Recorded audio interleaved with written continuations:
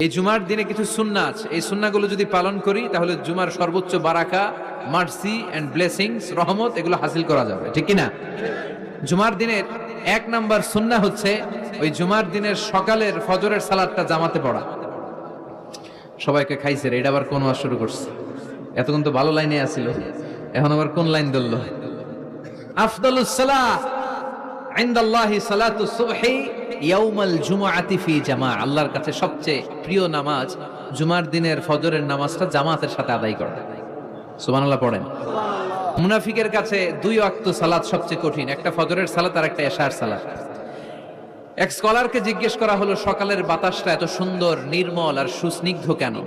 ওই স্কলার উত্তর দিয়েছিল, এর কারণ সকালবেলা ফজরের সময় মুনাফিকগুলো কাঁথার নিচে সব লুকিয়ে থাকে আর নাক ডেকে ঘুমায়, তাই মুনাফিকদের নাকের বাতাসের দুর্গন্ধ বাতাসে মেশে না, তাই বাতাসটা তো সুস্নিগ্ধ আর নির্মল। এজন্য সকালবেলা হচ্ছে আল্লাহওয়ালাদের আনাগোনা, আল্লাহর ওয়ালিদের আনাগোনা। মুনাফিকরা ওই টাইমে বেরোতে পারে না, ওরা থাকে কম্বলের নিচে, আছে না নাই? এজন্য জুমার দিনের প্রথম সুন্নাহ হচ্ছে ওই দিনের ফজর নামাজটা জামাতের সাথে পড়া যাবে, একটু চেষ্টা করা যাবে না?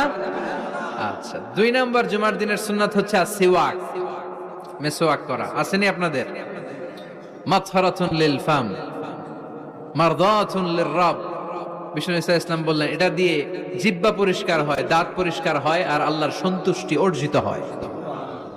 বিশ্বনবী জাইতুনের ডাল দিয়ে মেসওয়াক করতেন আর বলতেন নি'মা সিওয়াকি আয-যাইতুন ফাইন্নাহা সিওয়াকি ওয়া সিওয়াকুল আমবিয়া মিন ক্বাবলি। জাইতুনের ডাল কত সুন্দর মেসওয়াক হয়, কারণ এই ডাল দিয়ে আমিও যেমনি মেসওয়াক করি, আমার আগে লক্ষাধিক নবী এই জাইতুনের ডাল ভেঙে মেসওয়াক করেছেন। আবার বিশ্বনবী ইন্তেকালের আগে মেসওয়াক দিয়ে দাঁত পরিষ্কার করেছেন। বিশ্বনবীর শালা আব্দুর রহমান যখন ঢুকলেন, আম্মা জান আয়েশার ভাই আব্দুর রহমানের হাতে একটা মেসওয়াক ছিল। বিশ্বনবীর দেহটা এত দুর্বল, কথা বলতে পারেন না, শুধু দুটি চোখ দিয়ে ফেল ফেল করে মেসওয়াকের দিকে তাকিয়ে আছে। আম্মা জান আয়েশা বুঝলেন বিশ্বনবী মেসওয়াক করতে চান। বিশ্বনবীকে মেসওয়াকটা এনে নিজ দাঁত দিয়ে চিবিয়ে চিবিয়ে নরম করে বিশ্বনবীর হাতে দেয়া হলো। বিশ্বনবী মেসওয়াক করলেন। ইন্তেকালের আগে বিশ্বনবী যেই আমলটা করেছেন ওই আমলটা ছিল মেসওয়াক করার আমল। মেসওয়াক করতে রাজি আছেন? প্রতি সালাতের আগে আমরা মেসওয়াক করবো ইনশাআল্লাহ, পড়েন। তিন নাম্বার সুন্নাহ হচ্ছে আল গোসল। জুমার দিনে গোসল করা সুন্নাহ, আমরা গোসল করি না সবাই? আচ্ছা, চার নাম্বার সুন্নাহ হচ্ছে আদ-দুহন, তেল ইউজ করা। বিশ্বনবী বলেছেন তেল খাও, তেল দাও, তেল মালিশ করো, তেলের ভিতরে আল্লাহ বরকত ঢুকায় দিয়েছে। ওয়াদ-দাহিনু ফাইন্নাহা ওয়াদ-দাহিনু ওয়াজ-যাইত ফাইন্নাহা মিন শাজারাতিন মুবারাকা। বিশ্বনবী বলতেন বেশি বেশি জাইতুনের তেল মালিশ করো, কেননা জাইতুনের তেল বরকতময় একটা গাছ থেকে উৎপন্ন হয়। বরকতময় গাছ জাইতুনের তেলটা অনেক বরকতময়। বিশ্বনবী দাড়িতে দিতেন, চুলে দিতেন। এই জাইতুনের তেল দাড়ি চুলে দিলে সহজে পাকা ধরবে না, দেরি করে পাকবে।